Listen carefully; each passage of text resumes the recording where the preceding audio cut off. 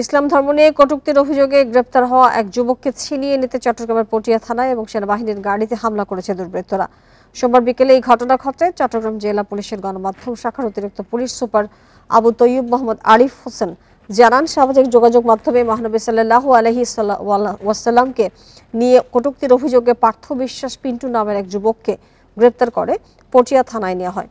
এই খবরে স্থানীয় মাদ্রাসার শিক্ষার্থীরা থানার সামনে জড়ো হয়ে তাকে জনগণের হাতে তুলে দেওয়ার দাবি জানিয়ে থানার একটি কক্ষ ভাঙচুর করে। পরে ওই এলাকায় সেনাবাহিনীর একটি গাড়িতে সাধারণ পোশাকে একজনকে দেখে তাকে অভিযুক্ত পিন্টু মনে করে হামলা চালানো হয়।